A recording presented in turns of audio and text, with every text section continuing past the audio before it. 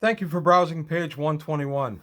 Today we're going to jump into the Traveler Core Rulebook Update 2022, and we're going to look at social standing. Very often a dump stat in Traveler. I know I've at least used it that way a few times.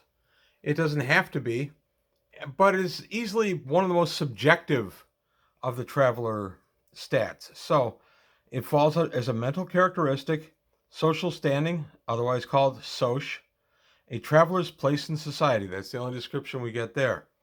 We go 2 pages more, and we get social standing and nobility. So I just wanted to define what social standing is and then talk a little bit about it. Social standing and nobility. Travelers of the high soc are the cream of their civilizations and may very well be known in their world and possibly across vast swaths of charted space. However, while the Third Imperium maintains a system of nobility recognized across most of its world, not everyone with high soc necessarily has a noble title, or is even a noble at all. Nobles are of very high rank, have many duties and obligations that preclude them becoming travelers. After all, a typical duke will reign over many worlds. And then it says here, if the group includes a traveler of high soc, we recommend one of the following courses. Sons, daughters, and more of distant relations to a named noble may carry a greater deal of social weight without actually having the title themselves. The traveler may be high-ranking noble, but has been deposed or otherwise ousted from their position. Perhaps they will someday regain their title. That's a good story hook, by the way.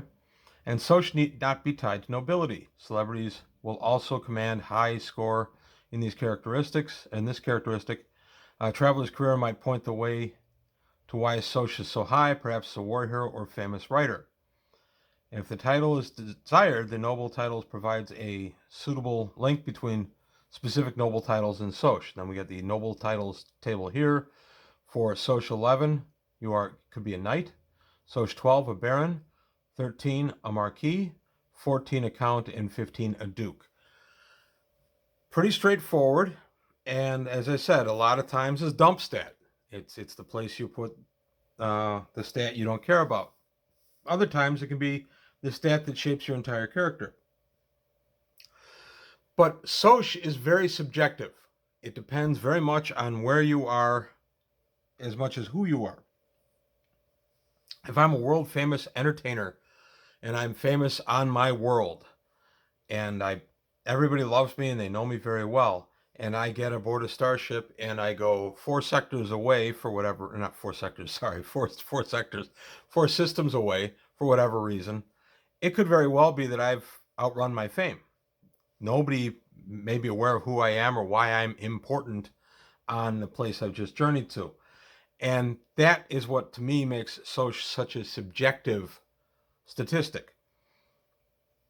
Your soc can be very important, but only within your group. So I've had a few players who have had characters with high soc, and we've done the whole mom or dad is a noble, and I'm the son or the grandson thereof, and that can command a high soc and a place in society. But it can also be that when you travel away from that immediate area or hide your identity, where does your soc go? If I'm the grandson of some ranking nobility, but I choose to hide that, do I still have a soc of 12? Or does my soc drop? And that's kind of the point of what I'm saying today. I think soc can be very malleable. And what I will do with players who have a high soc but are choosing to hide their identity, and I'll do this with NPCs as well, is I'll have them basically carry a dual stat. They'll carry the first stat, and the primary stat will be the one of their area of influence. So wherever they are important, if they're a knight with a soc of 11, if they're there, then that's their base stat. But when they choose to hide their identity for whatever reason, and they interact with people from another world or just an area they're not known, then I'll basically give them another stat. And that stat can be determined in a lot of ways by the player character. If the player wants to not be known as this high-ranking, high social individual, I let him kind of tell me, well, do you want to be some kind of lowlife? Do you want to be middle of the road? Do you want to be somebody who's flashing money around? And that will influence the soc in that regard. Who do you want to be seen with in your hidden identity? Do you want to be seen with celebrities? Do you have the ability to be seen with celebrities? And all these are good role playing aspects. You can have the player character really kind of dive in and basically deal with this duality. And it's great for NPCs, of course. Many Traveler games over the years have dealt with this niece or nephew or child or whoever of this really important person uh, going missing or just running away. And now they're living somewhere else where they're not known. Maybe they've gone to kind of go back to Earth and they're in a small commune on a planet that's working on just being green. Well, do they carry a social of 11 there? The answer is no. Okay, so what is their soch? Well, that's the thing that I kind of let determine through role playing. I let the player kind of tell me what it is they're trying to accomplish socially, and then they can gain their soch within their new environment. So going back to my example of the maybe an agrarian commune where this person is, well, maybe they're important to the commune. Maybe they're one of the leaders or one of the decision makers. If that's the case, then their soch might stay relatively high. It could still be an 11, but it's in a different environment. So it's kind of confusing. And I remember when I first started playing Traveler being kind of confused as to why anybody really cared about soch. As I've gotten deeper into the game and I've become a more mature role player, I understand absolutely why you want high soch on some characters. The only character we have in our campaign right now who has a high soch is my son Adam, who rolled up an Imperial Admiral. I have never really seen rolling like he did that day. I wish I had taped it. He was just completely on fire and rolled a great character, and his soch kept going up, up, up. I believe I topped him out at a 12 or a 13, and I said, that's it. You can't, whatever else you get, we'll put into some other stat or we'll put into some other skill. I'm not going to let you increase your soch anymore, because once you get in the upper echelon of Imperial Navy, you can get a pretty high soch as part of your benefits. So he ended up with a really high soch, but then he started adventuring with these characters aboard a free trader, and in fact was kind of the sponsor of it, but he was a private partner.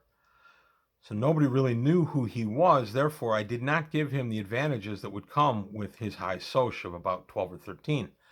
I had him kind of discuss with me what he wanted to do, and we assigned him his momentary soch of an 8. And we just kind of left it there. And whenever he wants to crack out the persona that has the power as a former admiral and stuff, he can.